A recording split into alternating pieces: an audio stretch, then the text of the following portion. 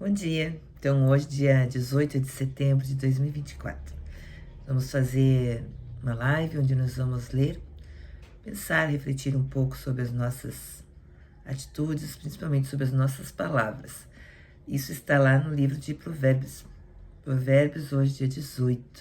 Então, eu vou ler para você, você tem a sua conclusão.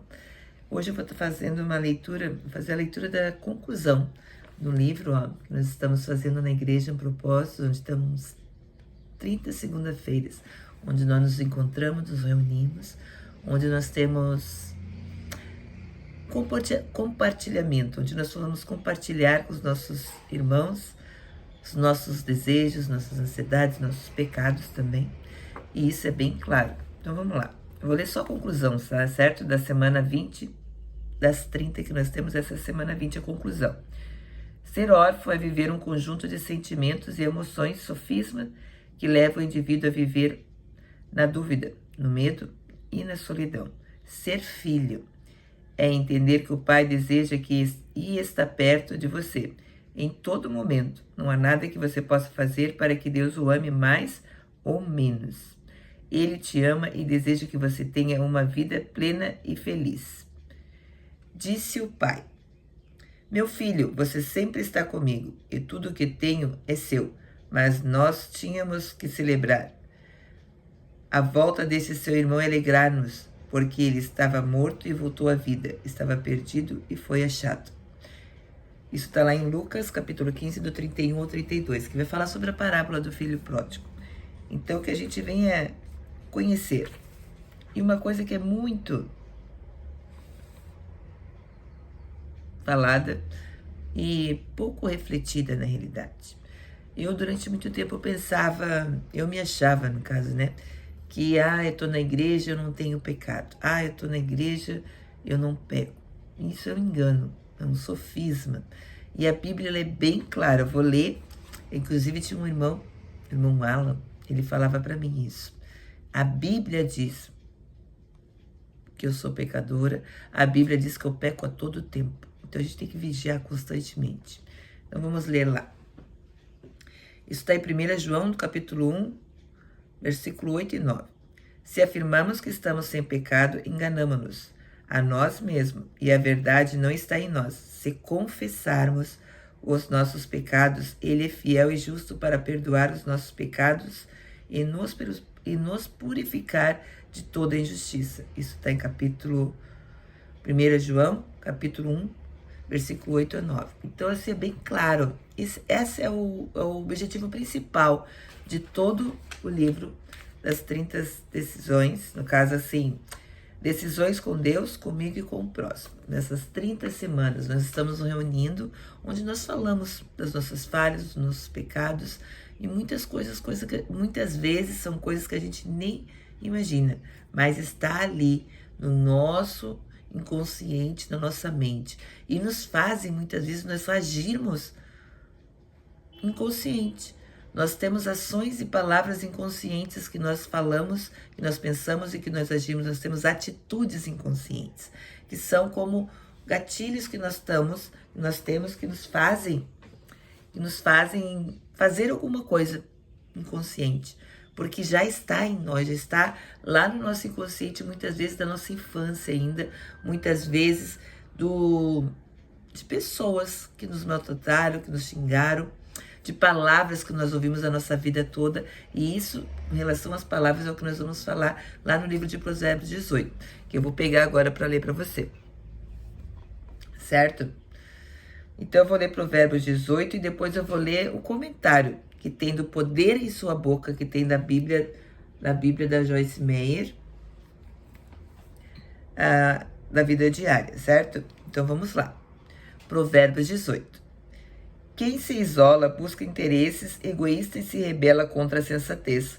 O tolo não tem prazer no entendimento, mas sim em expor seus pensamentos. Com a impiedade vem o desprezo e com a desonra vem a vergonha.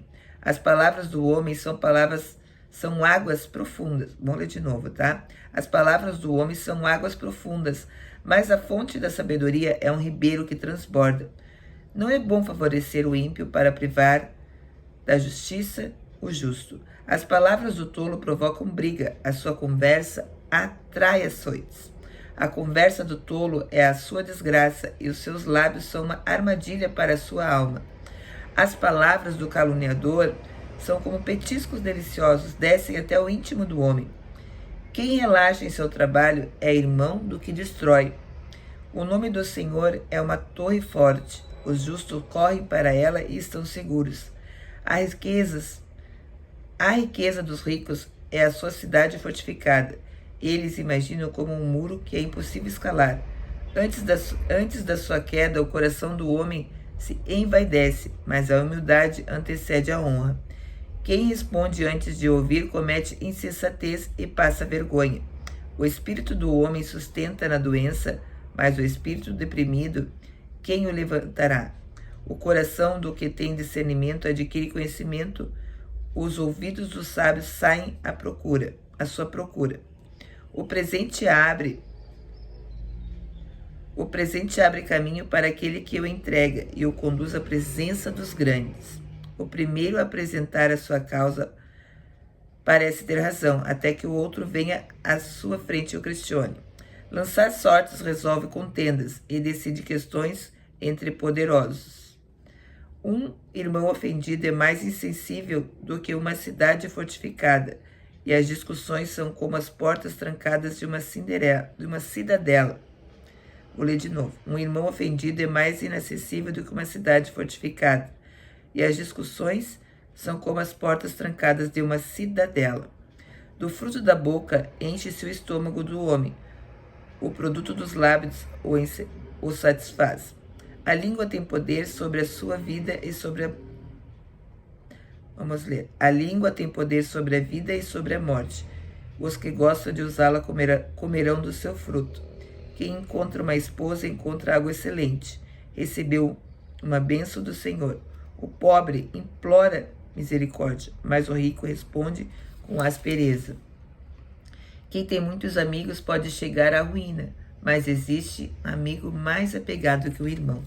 Então aqui nesse Provérbios falou muito de palavras, tanto palavras de uma pessoa sábia, quanto palavras de um tolo. Então a gente precisa ter mais consciência do que nós estamos falando, com quem nós estamos falando e como nós estamos falando. Pois há sim poder nas nossas palavras, nós temos poder de vida e de morte. A Bíblia está falando isso, o Pai está falando isso. Então eu, como uma filha, vou ser mais atenta às palavras que eu tenho falado. E a Bíblia ainda diz que a nossa boca fala do que o coração está cheio. Então que haja amor em nossas palavras, que haja amor em nossos lábios, que haja sabedoria em nossas palavras, e até mesmo calar-se. Aqui teve vários versículos que falavam sobre as palavras, com relação à palavra, a nossa palavra. Que palavras eu estou falando? Então, assim que a gente vem refletir um pouco mais, ser mais vigilantes, ser mais atentos à nossa palavra. Eu vou ler agora o comentário da Bíblia, tá? Poder em sua boca. Provérbios 18, 21. É um versículo que conheço há anos, com o qual estou muito familiarizada, mas todas as vezes que leio sou abençoada. Não creio que possamos exagerar na leitura do mesmo, conhecê-lo bem demais ou aplicá-lo além da conta, como você pode observar ao lê-lo. Ele nos ensina que a língua tem poder sobre a vida e morte, que aqueles que gostam de usá-las comerão do seu fruto, seja para a morte ou para a vida. Basicamente, o escritor de Provérbios está dizendo nessa passagem, todas as vezes que você abre a boca, está ministrando morte ou vida. E o que quer que seja que esteja servindo, isto irá comer. Conhecemos a expressão, você vai ter que engolir as suas palavras, e Provérbios 18, 21 confirma essa verdade. As palavras que dizemos têm poder para influenciar nossas vidas. Na verdade, você pode estar comendo as suas palavras agora mesmo, e talvez seja por isso que você está tão feliz com a sua vida. Sua boca pode estar lhe trazendo problemas? Provérbios 18, 21 nos ensina que as palavras são tremendas e elas são receptáculos de poder. carregam uma força que dá vida ou uma energia destrutiva. Em minhas conferências, por exemplo, pronuncio palavras e aqueles que ouvem recebem vida. Vida nos seus relacionamentos, nos seus ministérios, nos seus pensamentos e em todas as áreas nas quais Deus me usa para falar. Eu escrevi um livro intitulado Eu e Minha Boca Grande, que trata das palavras que dizemos, como fazer com que elas trabalhem para nós e não contra nós. O substituto do livro é Sua resposta está bem debaixo do seu nariz. Talvez você esteja procurando desesperadamente uma resposta para o que está acontecendo em sua vida. Você acredita? Ainda que remotamente ser possível que a sua resposta esteja em mudar o seu modo de falar? Vá em frente e experimente. Conheço a verdade de Provérbios 18, 21 e experimentei muitas vezes em minha própria vida. Creio que se você começar a proferir palavras positivas e encorajadoras de vida e bênção, você também será abençoado. Então aqui a pregadora Joyce Meyer está falando, e inclusive ela comenta sobre o livro Eu e Minha Boca Grande, e a resposta está bem debaixo do seu nariz. Então que a gente possa ver com mais clareza as palavras que nós estamos falando, que palavras que nós estamos expressando, como nós estamos expressando e o que nós estamos determinando mesmo, o que nós estamos falando, que nós vamos vigiar, cuidar dos nossos lábios e abençoar, que haja em nossa boca palavras de bênção, palavras de crescimento, palavras de prosperidade, palavras de sabedoria, palavras de virtude, que venha a ser abençoado, tanto a minha vida quanto a sua, pois nossos pensamentos muitas vezes vêm palavras, e às vezes nós precisamos ter mais encorajadora, elogiar mais, falar mais, ser mais gratos principalmente. Nós vamos aprender a ser. É muito importante nós aprender a ser e termos um autocontrole. Nós aprender a ser, nós temos um autocontrole, nós aprendermos a pensar o que estamos falando, refletir o que nós estamos falando. Até logo.